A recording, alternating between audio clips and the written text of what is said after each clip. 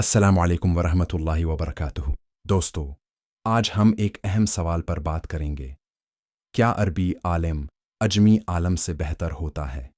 یا پھر کیا زبان اور نسل کسی کی عظمت کی پیمانہ ہے؟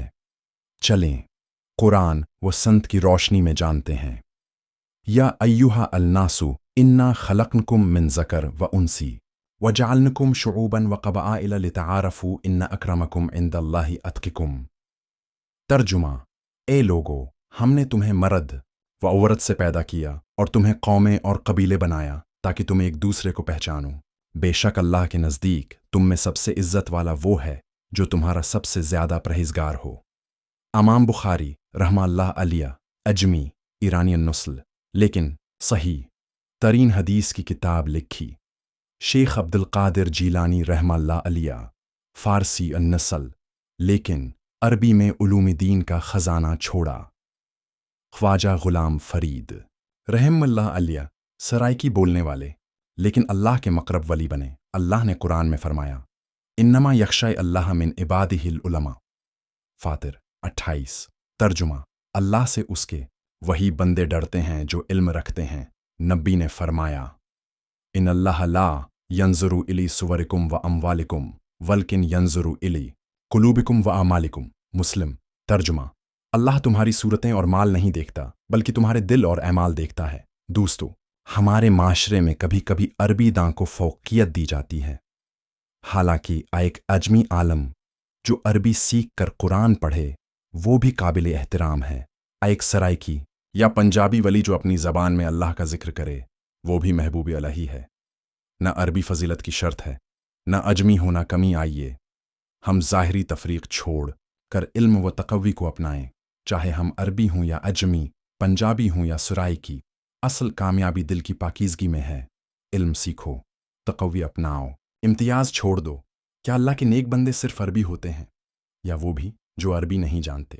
کیا قرآن کا فہم صرف عرب کے لیے ہے اور ولی اللہ صرف عربی بولنے والے ہی بنتے ہیں؟ آئیے آج اس سوال کا جواب قرآن اور تاریخ سے لیتے ہیں۔ ایک عالم اگر عربی زبان کا ماہر ہے تو وہ قرآن کو گہرائی سے سمجھ سکتا ہے، لیکن اگر وہ صرف زبان پر رک جائے اور تقوی، فہم اور عمل نہ ہو تو کیا وہ اللہ کے ہاں بلند مقام پائے گا؟ دوسری طرف ایک عجمی جو عربی زبان سیکھتا ہے، قرآن، حدیث، تفسیر اور فہم کے ساتھ چلتا ہے تو کیا وہ عربی عالم سے کم ہے؟ نہیں۔ اللہ فرماتا ہے، اِنَّ اکرمکم عند اللہ اتقاکم۔ تم میں سب سے عزت والا وہ ہے جو سب سے زیادہ پرہیزگار ہے۔ لہذا مقام زبان کا نہیں، دل کی صفائی، اخلاص اور علم کی گہرائی کا ہے۔ آئیے دو ولیوں کو دیکھتے ہیں۔ شیخ عبد القادر جیلانی عربی النسب ایران میں پیدا ہوئے، عربی اور فارسی میں علم دیا، بغداد میں علم کا آفتاب بنے۔ اور دوسری طرف خواجہ غلام فرید پاکستان کے خطہ کوٹ مٹھن سے سرائکی زبان بولنے والے۔ ان کی شاعری اللہ کی محبت سے لبریز، زبان سرائکی مگر دل میں نوری۔ الہی ٹھو تو کیا فرق ہے؟ فرق صرف زبان کا ہے، مگر نور، محبت اور قرب الہی میں دونوں برابر ہیں۔ اللہ کی راہ میں نہ عربی ہونا شرط ہے، نہ انگریزی، نہ فارسی، نہ سرائکی۔ اللہ صرف دیکھتا ہے دل، نیت، اخلاص اور تقوی۔ تو آئیں ہم بھی زبان سے نہیں، دل سے قرآن کو اپنائیں، اللہ کے ولیوں کو سمجھیں اور خود کو علم و فہم کے ذریعے اللہ سے جوڑیں، کیونکہ اللہ کے ہاں زبان نہیں، تقوی پہچان ہے۔ یا اللہ ہمیں ان جیسے اولیاء کے راستے پر چلا دے، آمین۔ دوستو، آپ کی رائے ہمارے لیے بہت اہم ہے۔ کمنٹس میں ضرور بتائیں، کیا آپ کے خیال میں عربی جاننا ضروری ہے یا علم دین زیادہ اہم ہے؟ آپ کے علاقے میں کون سی زبان میں دین سکھایا جاتا ہے؟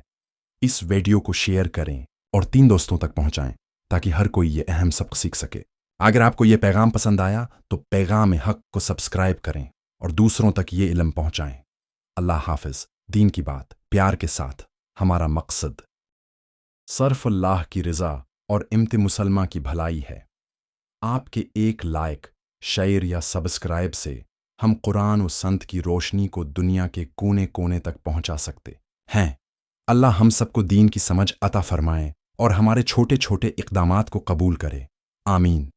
حق کی بات ہر دل تک پہنچے۔